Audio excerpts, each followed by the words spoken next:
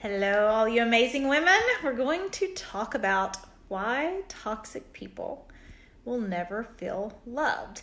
And this can be a toxic parent, this can be a toxic partner. It does not matter. Just got off a coaching call and we talked about friends and talked about all these situations because they all tend to do the same thing. To you, love is connection. To a toxic person, love is control. Okay? The unfortunate thing for them, the very fortunate thing for us is that it's totally possible to be connected to another human and to feel good about them and to feel good in their space and to feel strong and to feel amazing in their presence. Okay? But it's really impossible to be fully in control. We can't be in control of our own lives. We can't be in control of everyone else's life. There are certain things we cannot control because we're not God.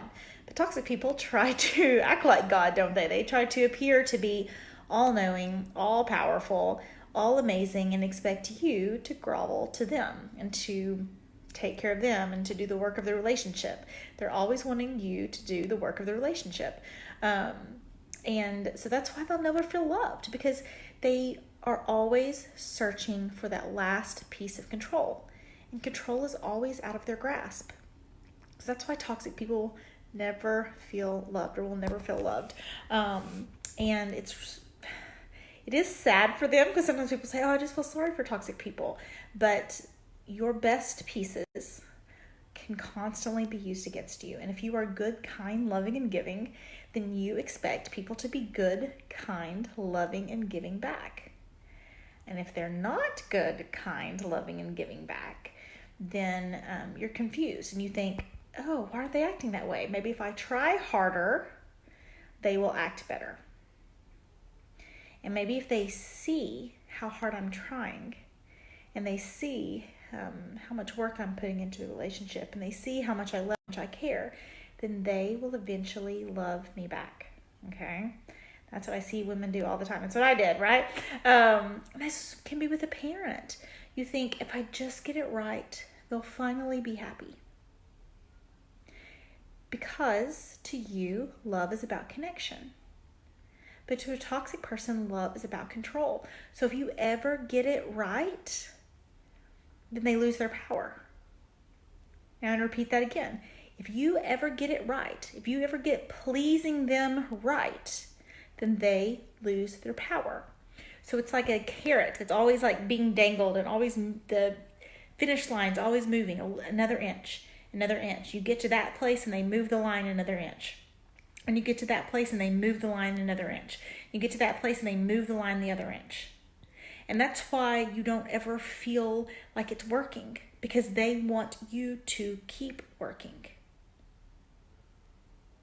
So if a toxic relationship feels like an outrageous amount of work, that is why. That is the toxic person's effort to feel loved, to feel connected. Because to them, it's not about connection, it's about control. It's about them controlling you. And if you feel like you're in a relationship, whatever type of relationship in your life, where someone's always playing games, they probably are. And the games are about control. Some of you have been told you have communication issues, right? That's a go-to of toxic people. Oh, you just have communication issues. Oh, you just have trust issues. Oh, you just have all this baggage from your childhood. Oh, you have you just need to get over your past. Okay, these are all things toxic people say, right? If it's a parent, oh, you just need to respect me. You don't respect me. Oh, we're family. How could you do that to me? And it all goes back to one word, which is control. And that is getting you to do the work of the relationship so they don't have to.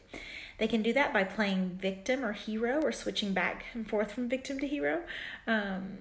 One day, they can have all the answers, and the next day they need you to, oh, if you ever left me, I wouldn't survive. They could switch back and forth, especially a parent, especially toxic mothers, switching into that, making you feel guilty, making you feel bad, making you feel like their world would end, like you would be committing this great sin, for lack of better words, if you left, okay?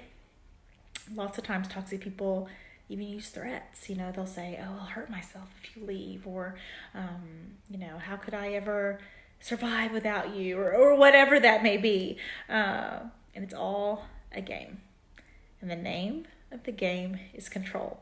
If you've not checked out my Rules for the Toxic Relationship article, you totally need to, because it's like the game of sorry, but it's not sorry. Because toxic people are not sorry. They feel like they always get to win, and that it's appropriate that they get to win, and that it's always your turn to lose or to do the work. And if you've been in that type of relationship, then you've probably wondered, oh gosh, if I just hold off long enough, if I just keep going, eventually it's going to be my turn. Eventually it's going to be my turn. Eventually it's going to be my turn. And, within a toxic relationship, it's never your turn, because it's always the toxic person's turn. And if you're in a relationship where it's always the toxic person's turn, you're in, it's people you keep hoping it's going to get better. But insanity is doing the same thing over and over again, expecting to get different results. So if you've been doing, especially the parent, oh, if I do this, then they'll be pleased. If I do this, then they'll be happy. If I do this, then they'll love me. If I do this, then they'll be proud of me. If I do this, then if it hasn't ever worked, it probably won't. And it's not working because it's your fault. It's not working because the game is how they feel love. It's how they express love. Because to them, love is control. And they can never be fully in control, so they never feel loved. So they're not particularly happy about it. The reality is you have a much greater chance at happiness, even though it feels like toxic people always win and they just cutthroat, and it's just awful, especially if you have games involving your children, or you were a child and there were games involving you as a child. It's truly a nightmare. I mean, it is truly a nightmare. But the silver lining is you probably have the capacity to be loved. You have the capacity to love well. You have the capacity to love your children well. You have the capacity to love your work and to love life. And toxic people really don't, because they love control. They think control is love. And that's what they're always searching for, which they're never going to get, because no one can be fully in control.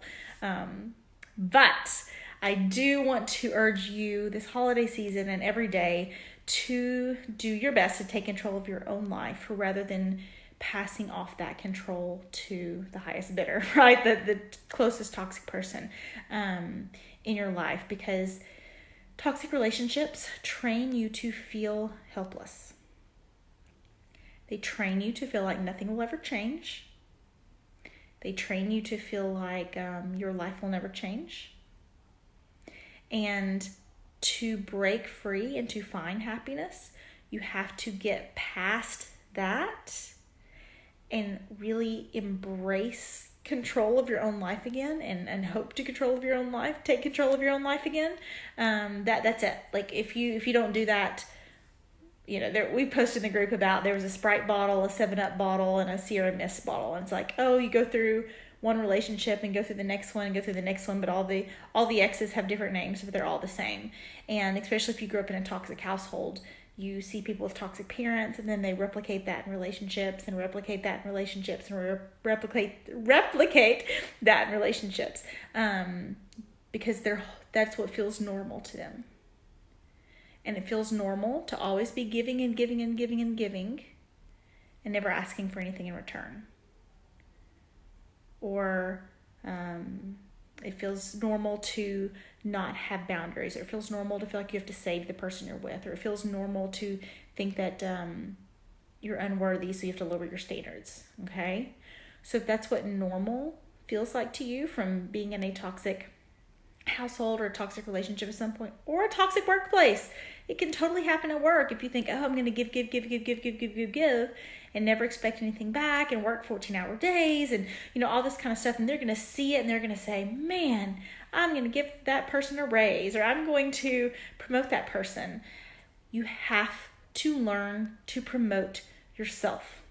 You cannot be everybody's servant and everybody's bitch, for lack of better words. I don't want to say that on the live, but you have to learn in a relationship, to have expectations, to ask people for things. You have to learn how to self-promote. If you're going into dating or going in for a raise, you have to learn how to self-promote. And you can self-promote in a way that is kind and healthy. It doesn't have to be in the way a toxic person self-promotes, in a way that they use it to control others and to control others' perception of them. You can be a good person and self-promote and have boundaries and have expectations, but you have to push past that feeling of helplessness that your toxic person left you with, and take control of your own life and start to make your own decisions, and learn how to make those decisions well, and make decisions that work for you rather than just working for your toxic person. Super crucial. One thing I'm very, very excited about is the 12 days of Christmas that's coming up, the 12 days of healing. And it is about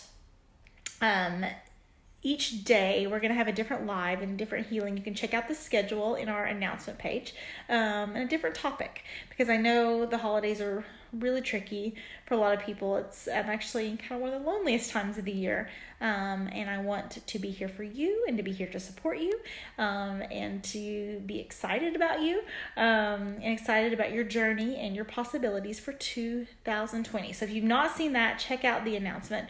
There's all kinds of schedules on that for the next 12 days, starting Friday and leading up to Christmas Eve. So hope you have a wonderful night.